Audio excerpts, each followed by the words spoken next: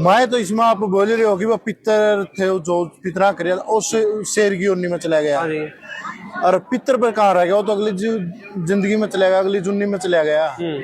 फिर तो पितर है ही नहीं इसका हिसाब से। तो क्योंकि लोग ये सोचते हैं कि हम तो पितरों का बहिष्कार करते हैं, पितरों का बहिष्कार नहीं करते। वेद ये तो नहीं कहते कि अपने जो पितर देवता है उन ना दो को, ये वेद में कहाँ लिखा हुआ है? अब इससे दो बात सिद्ध हो गई। एक तो ये कि ये कर्म करने से हमें मोक्ष नहीं मिल सकता, पितरों की साधना करने से हमारा 84 में जन्म होना सिद्ध है। दूसरी ये भी सिद्ध हो गई कि ये जो नकली ब्राह्मण पाखंड करते हैं कि भाई हमें भोजन खिलाओ, हमें कपड़े दिलाओ, पैरावनी पहराओ, फिर आपके पितरों को मिलेगा। अब 100 ब्राह्मण तो भोजन करने लग रहे, बढ़िया खीर पूरी पकवान, और उनका बाप वहाँ भूखा बैठा पेड़ के नीचे 3 दिन से भूखा बैठे हैं, उनको खाना नहीं मिला। तो इससे ये भी सिद्ध होगा ये सिर्फ पाखंड है, जो शास्त्रों से नहीं मिलता। इसमें जैसे आपने बोल दिया कि भाई इस तब पितरा ही मुक्ति कैसे होगी? अगर आप अपना जीवन तो सुधार लेंगे इनकी पूजा छोड़ के, फिर आप उनकी पूजा छोड़ देंगे वो तो भटकेंगे। राम राम सारे भाई है ना, मैं आपका भाई अनु ब्याणा खेड़ा, जो रामपाल जी महाराज के जो काम करे हैं, नेक काम करे हैं, पूरा हरियाणा में भारत में ट्रेंडिंग में है।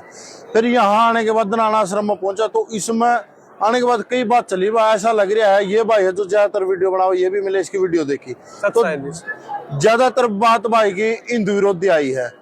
कई हिंदू विरोधी बात कैसे है, देवी देवते ना मानना, यहाँ किसी तीर्थ स्थान पर नहीं जाना, अपने देव देवते है जो पितर देवता उनको नहीं पूजना, राम और कोई दशरथ का बेटा बोल दिया मतलब वो आम आदमी है। बहुत से सवाल है। तो भाई साहब पहले तो आप इसी बात का उत्तर दे दो कि जगत के लोग अपने हिंदू विरोधी कौन है, इसका बारे में आप क्या कहना चाहोगे? देखो, संत रामपाल जी महाराज भी पवित्र हिंदू धर्म से ही संबंध रखते हैं और हमारा जन्म भी, हम उनके शिष्य हैं, जितने अधिकतर 90% से भी ज्यादा हिंदू धर्म से ही आते हैं हम। ठीक है। जो लोग कहते हैं कि ये हिंदू विरोधी हैं, वो बात बताओ कौन सी बात आपको हिंदू विरोधी लगती है? जो आज में क्रियाएं हमारे समाज चल रही हैं, हमारे गुरुजी संत रामपाल जी महाराज कहते हैं शास्त्रों से चेक करो। हिंदू धर्म के शास्त्र कौन से हैं? वेद है, गीता है, पुराण है, उनमें चेक करो, उन पे वो खरी उतरे तो ठीक, अन्यथा वो पाखंड है। तो संत रामपाल जी महाराज जी ने सिर्फ हमारे पाखंड छुड़वाए हैं, भक्ति नहीं छुड़वाई, कोई देवी देवता नहीं छुड़वाया। हम हिंदू विरोधी नहीं, हम असली आदि सनातनी है। कैसे भाई? आदि सनातन धर्म में सबसे जो बड़ी मान्यता है वो वेदों की है, और वेदों में कबीर देव को भगवान बताया है। और हमसे आज तक जो समाज में पूजाएं करवाई गई थी अनजाने में, संत रामपाल जी महाराज जी की शरण में आने से पहले वो करवाई गई थी देवी देवताओं तक की। ठीक है। एक मिनट, वेद ये तो नहीं कहते कि अपने जो पितर देवता है उन ना दो को, ये वेद में कहाँ लिखा हुआ है? ये देखो, दिखा देते हैं। वेदों का सारांश श्रीमद् भगवत गीता को माना जाता है। पूरे भारत में सब जानते हैं ये चीज। ये रामपाल जी महाराज की तो नहीं ना, या गीता प्रेस की है भाई, कोड नंबर 17 गीता प्रेस की है, कोई भी लेकर पढ़ सकता है। समाज में सब लोग पढ़ते हैं इनको। इसमें देखो आप 9वें अध्याय के 25वें श्लोक में देखो पहले क्या बताया है। ये देखो 9वें का 25वां पूरा निशान लगा के रखा हुआ है भाई गुरुजी की दया से। देवताओं को पूजने वाले देवताओं को प्राप्त होते हैं, पितरों को पूजने वाले पितरों को प्राप्त होते हैं, और भूतों को पूजने वाले भूतों को प्राप्त होते हैं, और भगवान की पूजा करने वाले भगवान को प्राप्त होते हैं। तो इससे स्पष्ट सिद्ध हो रहा है कि हमने अगर भूत पितर बनना है तो भूत पितरों की पूजा ठीक है, उचित है, पर मनुष्य जीवन का मुख्य जो कर्तव्य है वो संत रामपाल जी महाराज बताते हैं मोक्ष करवाना है, परमात्मा की प्राप्ति है, ना कि भूत पितर की योनि में जाना। ये तो 84 लाख योनियों में ही एक योनि है प्रेत की योनि, और उसमें कष्ट बहुत है। तो इस तरह के हमें पूजाएं इसलिए मना करी हुई है। और पितरों का कल्याण इस भक्ति से होगा जो संत रामपाल जी महाराज दे रहे हैं, उससे उनका कल्याण भी नहीं हो पा रहा, हम भी पितर बन जाएंगे। इसमें जैसे आपने बोल दिया कि भाई इस तब पितरा ही मुक्ति कैसे होगी? अगर आप अपना जीवन तो सुधार लेंगे इनकी पूजा छोड़ के, फिर आप उनकी पूजा छोड़ देंगे वो तो भटकेंगे। दिखाऊं एक बार, आपने पहले ये दिखा दूं पितरों की जो दुर्गति है वो किस प्रकार से बताई गई है शास्त्रों में। देखो, ये देखो जी, मार्कंडेय पुराण है भाई, ये भी गीता प्रेस गोरखपुर का है, 539 कोड है। इसमें देखो आप पितरों की एक कथा बता रखी है हमारे गुरुजी संत रामपाल जी महाराज जी ने, वही आपको दिखाएंगे। ये देखो, ये टॉपिक है मार्कंडेय पुराण में, पेज नंबर 250 पे। ठीक है। रोच्य मुनि की उत्पत्ति कथा।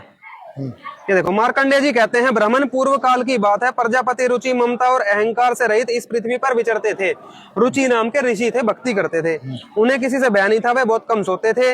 उन्होंने तो अग्नि की स्थापना की थी और ने अपने लिए घर ही बना रखा था। बिल्कुल वैराग में थे वो। वे एक बार भोजन करते और बिना आश्रम के ही रहते थे, घर भी नहीं बनाया। उन्हें सब प्रकार की आसक्तियों से रहित एवं मुनिवृत्ति से रहते देख उनके पितरों ने उनसे कहा, ये देखो फोटो, ये इनके 4 पीढ़ी के दादे परदादे सारे पितर बन गए, प्रेत योनि में चले गए, ये देख लो। और ये रुचि ऋषि खड़े, देखो क्या हुआ फिर बातें क्या हुई, ये पितर प्रकट हुए। पितर बोले, बेटा विवाह स्वर्ग और अपवर्ग का हेतु होने के कारण एक पुण्य में कार्य है, उसे तुमने क्यों नहीं किया? भाई तुमने ब्याह क्यों नहीं करवाया अब तक? गृहस्थ पुरुष समस्त देवताओं, पितरों, ऋषियों और अतिथियों की पूजा करके पुण्य में लोगों को प्राप्त करता है। कह रहे गृहस्थी में जा और ये सब पूजाएं कर, पितर पूजा वगैरह। तो इन्होंने क्या बोला, आगे देखो, बेटा हम ऐसा मानते हैं कि गृहस्थ आश्रम को स्वीकार न करने पर तुम्हें इस जीवन में क्लेश पर क्लेश उठाना पड़ेगा और मृत्यु के बाद दूसरे जन्म में भी क्लेश भोगने पड़ेंगे। और ये पितरों के लेवल का ज्ञान है, वो भी समझ लेना, जो जिनकी ऑलरेडी मनुष्य जीवन नष्ट हो चुका है, पितरों की तो दुर्गति हो रखी थी, वो बता रहे हैं इस बात को। देखो आगे, अब रुचि ने कहा, हे पितरगण, परिग्रह मात्र ही अत्यंत दुख एवं पाप का कारण होता है। जो आप मुझे विधि बता रहे हो, ये तो दुख बनेगा और मेरे जीवन में। भाई मैं तो भक्ति कर रहा हूँ, आप मुझे विवाह में डालना चाहते हो, उससे मनुष्य की अधोगति होती है। यही सोचकर मैंने पहले स्त्री और संग्रह नहीं किया, ना तो कोई शादी करी, ना कोई पदार्थ इकट्ठे करे, घर भी नहीं बना रखा था। अब देखो पितर क्या बोले, पितर बोले, बेटा जितेंद्रिय होकर आत्मा का प्रक्षालन करना उचित ही है, जो तू कर रहा है वो उचित है, वो कार्य अच्छा है, किंतु तुम जिस पर चल रहे हो वह तो मोक्ष का मार्ग है। जिस पर तू चल रहा है तेरी आत्मा का कल्याण हो जाएगा। इनके पितर खुद भी स्वीकार कर रहे हैं, क्यों? ये ऋषि थे, इनके पितर भी, ये भी शास्त्र पढ़ते थे, इनको पता है कि मोक्ष के मार्ग पे चलना अच्छी बात है, पर खुद की दुर्गति हो चुकी तो अपने पुत्र को भी यही कह रहे हैं, तनु तू भी ऐसे ही करवा। देखो ये स्वीकार कर रहे हैं, ये मोक्ष का मार्ग है। आगे देखो, रुचि ने फिर क्या पूछा, ऋषि ने पूछा, रुचि जी ने, पितामहो, क्यों इनके तो पिता में थे सारे ही, 4 पीढ़ी के थे। वेद में कर्म मार्ग को अविद्या कहा गया है, मूर्खों का काम कहा है, मूर्खों का काम है ये अविद्या, ये कर्म गलत साधना, जो कि कर्म मार्ग, जो आप मेरे को पितर पूजने बता रहे हो, ये वेदों में अविद्या कहा गया है, मूर्खों का कार्य कहा गया है। ये रुचि अपना ज्ञान बता रहे हैं। ये देखो आगे, फिर क्यों आप लोग मुझे उसी मार्ग में लगाते हैं, मैं मुझे भी क्यों फिर उधर धकेल रहे हो आप? पितर बोले, यह सत्य है कि कर्म को, जो हम कर्म कांड बता रहे हैं तेरे को पितर पूजने वाला, इसको अविद्या ही कहा गया है, इसमें तनिक भी मिथ्या नहीं।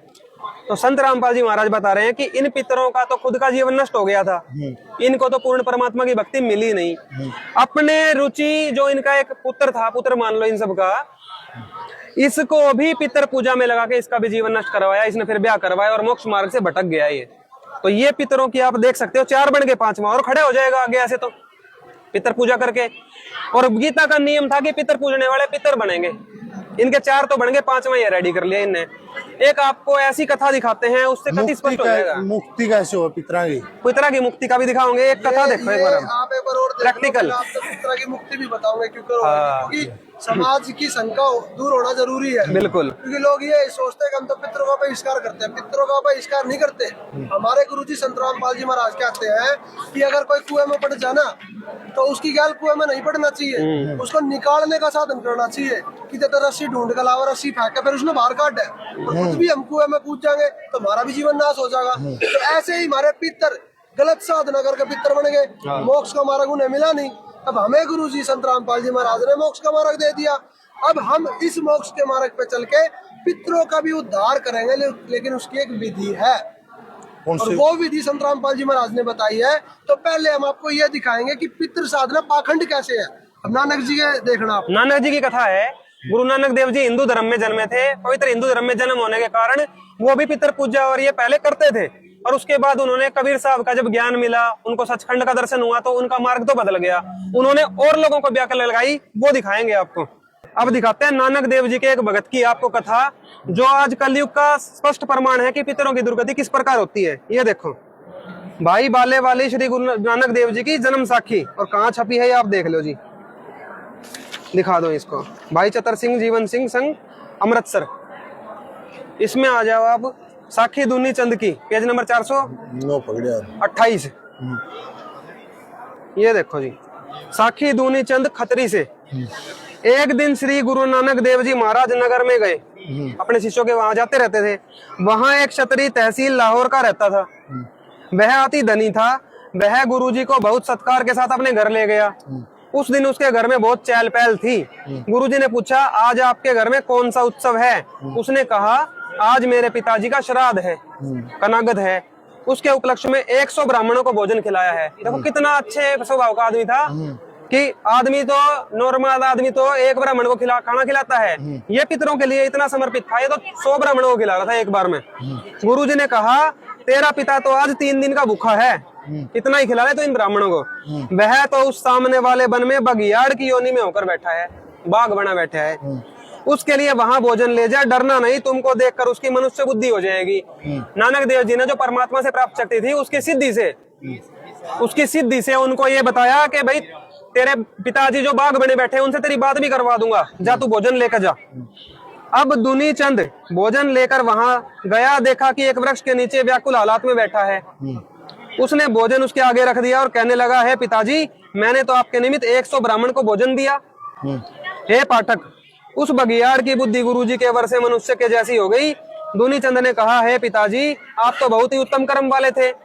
अब जो इनके पिताजी थे वो भी उत्तम कर्म करते थे, जिस तरह ये ब्राह्मणों को जिमा के उत्तम कर्म कर रहे हैं, इस प्रकार के कर्म इनके पिताजी भी करते थे। और अपने पूर्वजों का श्राद्ध भी उन्होंने कभी करा होगा, हो सकता है और भी अच्छे काम करे होंगे। भाई उत्तम कर्मी आदमी तो करता है पुण्य कर्म, फिर भी नहीं बचे। देखो आपको यह व्याघ्र योनि कैसे प्राप्त हुई? उसने उत्तर दिया, है पुत्र, मुझे कोई सच्चा गुरु नहीं मिला था। बिना सच्चे गुरु के क्या होता है? भूत प्रेत की योनि में चले जाते हैं जीव। देख लो, अच्छे काम करके भी अज्ञानवश, ये देखो। इसलिए मैं इस योनि को प्राप्त हुआ हूँ। जब मेरा अंतिम समय था तो मुझे निकट से मांस की गंध आई अंतिम समय में, तथा मांस के लिए मेरा मन ललचाया, जिसके परिणाम में मांसाहारी शरीर प्राप्त हुआ है। तुझे सच्चे गुरु की शरण लेनी चाहिए। यह कहकर उस भेड़िए ने वह भोजन खा लिया। फिर दुनीचंद अपने घर को आया तथा पिता की दुर्गति पर उसे अत्यंत भय हुआ। उसे अपने पिता की दुर्गति तो स्पष्ट दिखाई दी, उसे बहुत दुख भी हुआ और अपना भी भय हुआ कि मेरी भी ऐसी दुर्गति मचेगी। कितना ही पुण्य कर्म कर रहा हूँ, सच्चे गुरु के बिना मुक्ति नहीं मिलेगी। अब इससे 2 बात सिद्ध हो गई। एक तो ये कि ये कर्म करने से हमें मोक्ष नहीं मिल सकता, पितरों की साधना करने से हमारा 84 में जन्म होना सिद्ध है। दूसरी ये भी सिद्ध हो गई कि ये जो नकली ब्राह्मण पाखंड करते हैं कि भाई हमें भोजन खिलाओ, हमें कपड़े दिलाओ, पैरावनी पहराओ, फिर आपके पितरों को मिलेगा। अब 100 ब्राह्मण तो भोजन करने लग रहे, बढ़िया खीर पूरी पकवान, और उनका बाप वहाँ भूखा बैठा पेड़ के नीचे, 3 दिन से भूखा बैठे हैं, उनको खाना नहीं मिला। तो इससे ये भी सिद्ध होगा ये सिर्फ पाखंड है, जो शास्त्रों से नहीं मिलता। अब दूसरी बात ये देखो, आपने पूछा कि पितरों की मुक्ति कैसे होगी। संत रामपाल जी महाराज ने बताया है कि जो मेरी बताई हुई सच्ची भक्ति करता है कबीर भगवान की, उस भक्ति करने से अगर आप, जैसे आप यहाँ आए हो, यहाँ पे आप जैसे संत रामपाल जी महाराज के शिष्य दान करते हैं, उस दान के पैसे से संत रामपाल जी महाराज शास्त्र विहित कर्म करते हैं, यानी कि यहाँ भंडारा चलता है, पूर्ण परमात्मा की जोत लगती है कबीर साहिब की, और समाज की संकट में मदद होती है। समाज की संकट में मदद होती है। अब ये भंडारा आप लोग करेंगे, ये जितने भी है यहाँ पे सभी भगत है, अब ये भगत भंडारा करेंगे। अब भगत के भंडारा करने से जो आपने धन दान दिया है वो आपके पितरों को मिलेगा, उनका भी उद्धार हो जाएगा। ये हम आपको प्रमाण से दिखाएंगे, विष्णु पुराण से। ये देखो जी, पितर आप युवराज है, मैं तो इसमें आप बोल रहे हो कि वो पितर थे जो पितरा कर शेर की योनि में चला गया, और पितर पर कहाँ रह गया? वो तो अगली जिंदगी में चला गया, अगली जुन्नी में चला गया, फिर तो पितर है ही नहीं इसका हिसाब से। तो बिल्कुल देखो, एक जन्म जब होता है मनुष्य का तो वो कई तरह के कर्म करता है। उसने पितर भी पूजे होंगे तो पितर का नंबर भी आएगा, उसने ऐसा भी कोई कर्म करा होगा जिससे उसको वो योनि प्राप्त हुई है। ये भोगने के बाद आपने पढ़ा इसमें साखी में कि मरते समय उसको मांस की गंध आई और उसका जी ललचाया मांस के लिए। तो और परमात्मा ये कहते हैं कि अंत, गीता में भी ये कहता है कि अंत समय में आपका जैसा भाव होता है उसी भाव में आप भावित हो जाते हैं, यानी कि वही योनि प्राप्त करते हैं। जैसे एक बहुत पुरानी कथा है कि राजा जड़ भरत की, उसने अंत समय में हिरण के बच्चे पता आ गई, उसने अगली जन्म हिरण की पाई। तो ऐसे ही इस दुनी चंद के पिताजी ने मांस की गंध अंत समय में भाई, तो ऐसे जीव के मतलब इस जीव की योनि में चला गया जो मांस खाता है। और इससे ये साबित नहीं होता कि वो पितर नहीं बनेंगे। अभी तो 84 लाख योनियां हैं, 84 लाख योनियों में 4 लाख प्रकार के मनुष्य हैं, जिसमें भूत प्रेत पितर गण गंधर्व जिंद, ये सभी आते हैं।